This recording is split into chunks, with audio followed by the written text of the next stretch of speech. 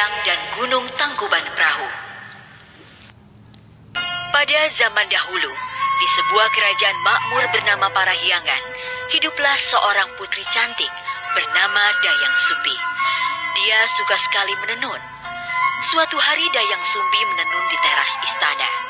Entah kenapa, hari itu dia sedikit pusing dan lemas. Sementara benang pemintalnya berkali-kali jatuh. Dayang Sumbi menjadi malas mengambilnya. Karena jengkel, benang pintalnya jatuh terus, dia pun berkata, "Barang siapa yang mengambil benang pintalan itu untukku, saya bersumpah, kalau dia laki-laki, akan kuambil sebagai suami." Dayang Sumbi senang, karena benang itu sudah berada di dekatnya. Lalu siapa gerangan yang mengambilnya? Hah? Siapa yang telah mengambilkan benang pintal ini untukku? Sepertinya tidak ada orang di sini. Betapa terkejutnya Dayang Sumbi. Karena yang mengambil benang itu adalah si Tumang, anjing kerajaan yang terkenal setia dan sakti. Akulah yang mengambilkan untukmu, Dayang Sumbi. Kamu, Tumang? Berarti kamu akan menjadi suamiku? Bagaimanapun, Dayang Sumbi tidak bisa mencabut sumpahnya. Dia pun menikah dengan Tumang. Hasil pernikahan mereka, Dayang Sumbi melahirkan seorang bayi laki-laki yang berwujud manusia yang diberi nama Sangkuriang. Tumang berpesan kepada Dayang Sumbi supaya tidak mengatakan pada Sangkuriang jika Tumang adalah ayahnya. Dayang Sumbi, tolong jangan katakan kepada anak kita jika aku adalah ayahnya. Baiklah, Tumang. Aku tidak akan mengatakannya kepada Sangkuriang anak kita. Sangkuriang tumbuh menjadi anak laki-laki yang sehat, lincah dan cerdas. Tumang pun selalu mengikuti Sangkuriang kemana dia pergi, serta mengajarkan kesaktian yang dimilikinya. Ayo, Tumang. Ayo cepat. Kejar aku. Iya, Sangkuriang. Aku akan mengejarmu.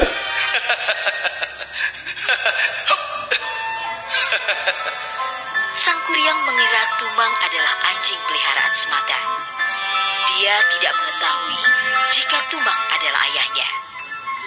Suatu hari, Dayang Sumbi menyuruh Sangkuriang berburu binatang untuk pesta di istana. Sangkuriang anakku, pergilah berburu ke hutan bersama Tumang untuk pesta istana. Baik, Ibunda. Sangkuriang pasti akan mendapatkan hasil buruan yang banyak. Sangkuriang pun pergi ke hutan ditemani Tumang. Sayangnya, sampai hari gelap, dia tidak mendapatkan hasil. Karena jengkel, akhirnya Sangkuriang membunuh Tumang dan menyerahkan dagingnya sebagai hasil buruan untuk pesta istana. Dayang Sumbi tidak mengetahui jika daging itu adalah si Tumang. Dia mengira itu daging hasil buruan. Ibunda, ini hasil buruan untuk pesta istana nanti. Wah, terima kasih anakku Sangkuriang. Setelah pesta usai, Dayang Sumbi menanyakan keberadaan Tumang yang tidak kelihatan di pesta istana. Anakku Sangkuriang, apa kau melihat Tumang? Sudah aku cari kemana-mana, tapi dia tidak ada. Akhirnya, Sangkuriang mengakui perbuatannya. Itu Ibunda. Aku sudah membunuhnya dan kujadikan hewan buruan kemarin. Apa? Kenapa kau melakukan itu, Sangkuriang? Dayang Sumbi tidak bisa menahan emosinya. Dia memukul Sangkuriang di keningnya hingga mengucurkan darah. Ampun, Bu. Maafkan Sangkuriang, Bu. Akibat perbuatannya yang sudah memukul Sangkuriang, Dayang Sumbi diusir dari istana oleh sang raja. Bagaimanapun, Sangkuriang adalah calon putra mahkota. Tidak ada yang boleh memukulnya. Dayang Sumbi pun akhirnya pergi meninggalkan istana. Waktu pun berlalu. Sangkuriang tumbuh menjadi pemuda tampan, sakti, dan disegani. Suatu hari dia pergi berburu di hutan. Alangkah terkejutnya dia saat bertemu dengan seorang gadis yang sangat cantik. Hah? Siapa gadis itu? Wajahnya begitu cantik rupawan. Sangkuriang tidak tahu jika perempuan itu adalah Dayang Sumbi ibunya. Begitu pula sebaliknya.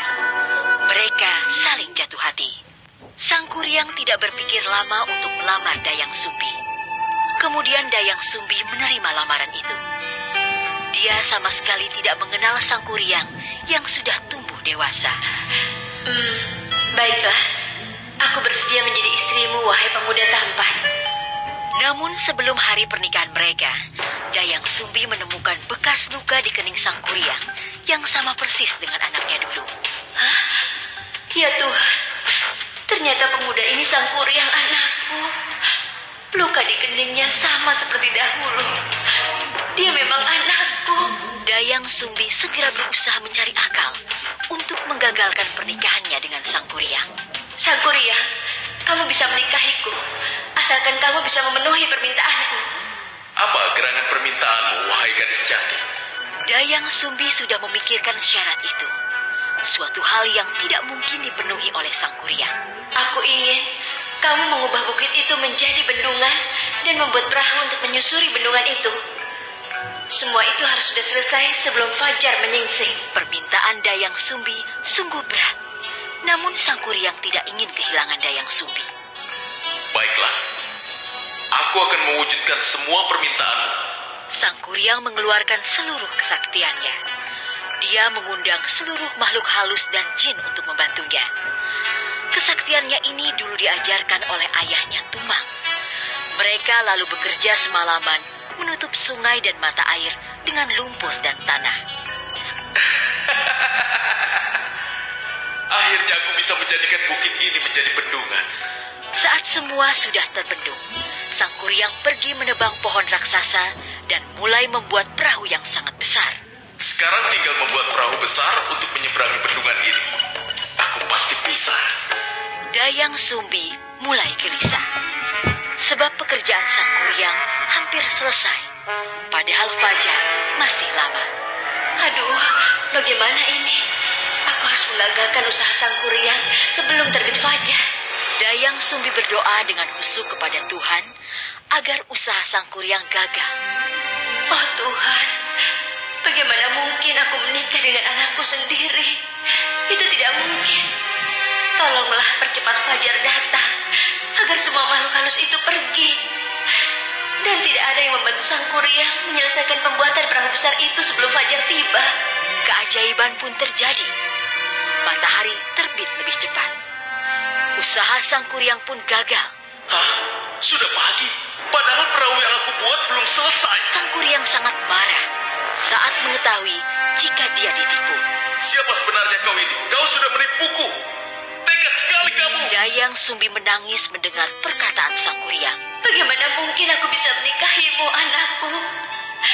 Sesungguhnya, aku adalah Dayang Sumbi, ibu kandungmu. Sang Kuryang tidak percaya dengan ucapan Dayang Sumbi. Dia marah. Tidak mungkin. Aku tidak percaya semua perkataanmu. Tidak mungkin. Tidak.